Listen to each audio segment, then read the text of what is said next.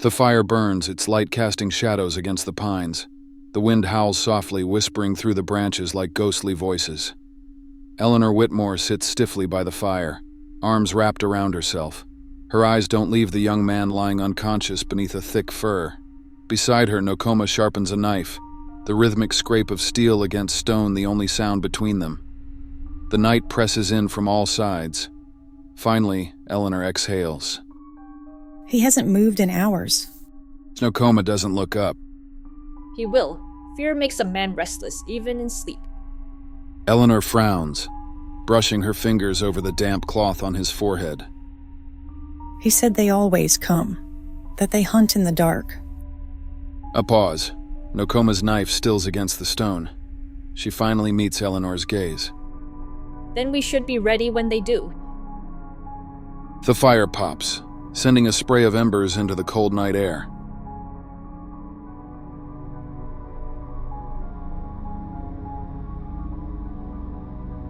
The world is gray with mist, the sky barely beginning to lighten.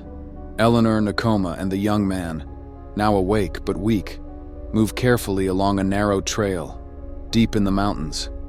The cold bites at Eleanor's skin. Every muscle in her body aches, exhaustion settling into her bones. The young man stumbles, catching himself against a rock. Eleanor grabs his arm, helping him steady. Easy, you need to keep moving. He shakes his head, eyes still wild with fear. You don't understand. If they're coming, there won't be anywhere to run.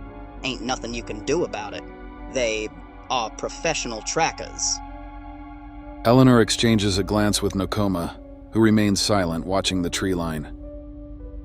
Then tell us who they are. Maybe we can learn something that'll help us. The young man hesitates. His hands tremble as he exhales. They're all sorts of things. They're trackers, they're thugs, they're swindlers, they're even statesmen, some of them. They're bounty hunters, but not the kind that bring a man in alive. They take no prisoners at all. Eleanor stiffens. They work for a man named Calloway. If they're after you, it means Calloway's still looking for whatever your husband stole. And believe you me, he won't stop until one of two things happen. Either he gets what he's after, or your death. Either one. And most of the time, both. Silence. Nokoma's jaw tightens. Then we should move faster. Let's go.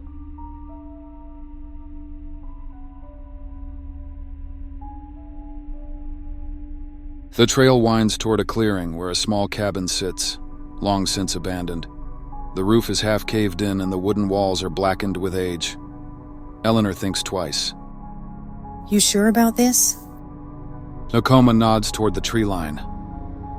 We need shelter, and if Calloway's men are tracking us, I'd rather make our stand somewhere defensible. Eleanor exhales sharply. I don't feel good about this. This seems like we're trapping ourselves, with nowhere to run. You saw what they did to my place. Fire is known to weed out the rats. Unless you have a better idea, I suggest you get inside and find some cover. We're being tracked and trapped as we speak. The young man, who is given his name as Nathaniel, watches the cabin with weary eyes. This place feels really cursed. It ain't looking too good. Nokoma steps forward, kicking open the door. Dust swirls in the dim light, revealing a rotting wooden table, a few scattered belongings, and something that makes Eleanor's stomach drop. A skeleton, slumped against the wall. A knife protrudes from its ribcage. The silence is thick, heavy. Nathaniel stumbles back, pale. Oh, damn. Eleanor swallows hard, stepping closer. She kneels beside the body, staring at the remains of a leather satchel half buried in dust. Carefully, she pries it open. Inside, she finds a tattered journal. The name written inside sends ice through her veins. James Whitmore. Eleanor's breath hitches. Oh my God, this was his. She opens it, flipping through fragile pages filled with frantic scrawl. Her husband's last written words.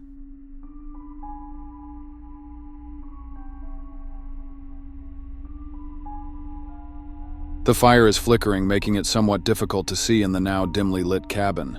Eleanor sits alone, reading through James's journal, her fingers trembling over the pages. Nokoma stands by the window watching the darkness outside. Nathaniel sleeps in the corner, exhaustion finally taking him. Sounds like he knew he was being followed. Hunted even. Nokoma glances over. Eleanor reads aloud.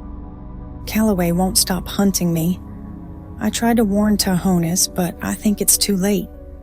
If I don't make it back, the map will lead her to the truth. Her voice breaks slightly on the last sentence. She presses her fingers to the ink-stained page, her stomach wrenching. He was trying to fix something, wasn't he? Nokoma doesn't answer immediately. Finally, she steps forward. Your husband played a dangerous game. He stole something, and he knew there would be blood for it. Eleanor clenches her fists. Then why leave the map for me? Why involve me in any of this? Nokoma watches her. Finally, she speaks, her voice softer now. Maybe he wanted you to finish what he couldn't. Obviously, he got away with the theft and has buried it somewhere. He must have figured that if he were to die, then you should have it versus them. At least, that's how I see it. The words hang heavy in the air. Eleanor closes the journal. Her hands stop shaking. She looks up, firelight reflecting in her eyes. She makes a decision. Then we find Calloway before he finds us. Nokoma nods once.